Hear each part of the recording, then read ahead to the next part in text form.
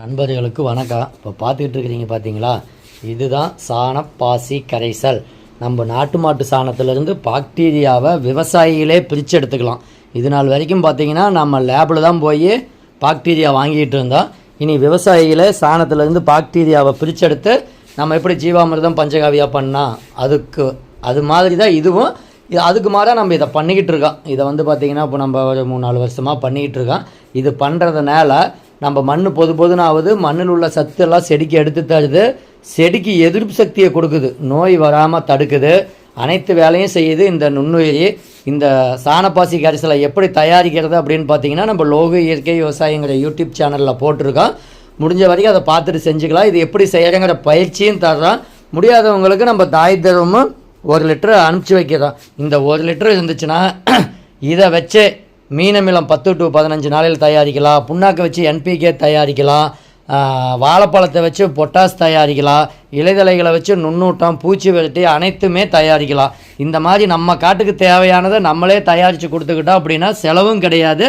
நம்மளுக்கு மண் வளமான மண்ணாக மாறும், நமக்கு ரிசல்ட்டு நல்லா வரும். ஏன்னா இது எல்லாமே நம்ம நாட்டு மாட்டு சாணத்திலேருந்து எடுத்த பாக்டீரியாவை வெயிலில் தான் வச்சு பண்ணணும். இது செய்முறை விளக்க ஈஸிங்க. ஒரே ஒரு 200 லிட்டர் பேரலுக்கு 2 கிலோ நாட்டு சக்கரை நம்ம இந்த தாய் திரும்ப 1 லிட்டர் உள்ளே ஊற்றி களைக்குட்டு வெயிலில் வச்சுட்டோம்னா ஒரே வாரத்தில் தயாராகிற. களைக்குட்டோம்னா நுர வரும், புளிச்ச வாசனை வரும், அடுத்தது தண்ணி கலர் மாறிடுச்சுன்னா அதை 1 ஏக்கருக்கு கொடுக்கலாம். 1 ஏக்கருக்கு கொடுத்துட்டு அதில் ஒரு 5 லிட்டர் மிச்சம் வச்சுக்கிட்டு மீண்டும் அதுலேயே சர்க்கரையை 2 கிலோ போட்டு மறுபடியும் தண்ணி ஊற்றி களைக்குட்டோம் அப்படின்னோம்னா நம்மளுக்கு மறுபடியும் தயாராகிடும். அதே மாதிரி 1 ஏக்கருக்கு 200 லிட்டர் மீண்டும் கொடுக்க மண் வளம் அருமையாக இருக்குது, ரிசல்ட்டு நல்லா வரும். இப்போ பார்த்தீங்கன்னா அடுத்தது பார்த்தீங்கன்னா நம்ம எண்ணெய் கரைசல் பற்றி ஒரு வீடியோ போட்டிருப்போம். நம்ம உரக்கடையில் போய் உரம் வாங்கிட்டு வந்து போடுறதுக்கு எண்ணெய் கரைசல் இதெல்லாம் பார்த்தீங்கன்னா நம்ம காட்டிலேயே எடுத்த தேங்காய் பருப்பு.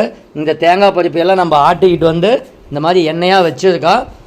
புண்ணாக்கி நம்ம காட்டுக்கு பயன்படுத்திக்கிறோம். இந்த எண்ணெயை பயன்படுத்திக்கிற தேங்காய், கடலெண்ணெய், விளக்கெண்ணெய், புங்கெண்ணெய், இழுப்பெண்ணெய், இந்த மாதிரி அனைத்து வகையான எண்ணெயை நம்ம பயன்படுத்துகிறோம்.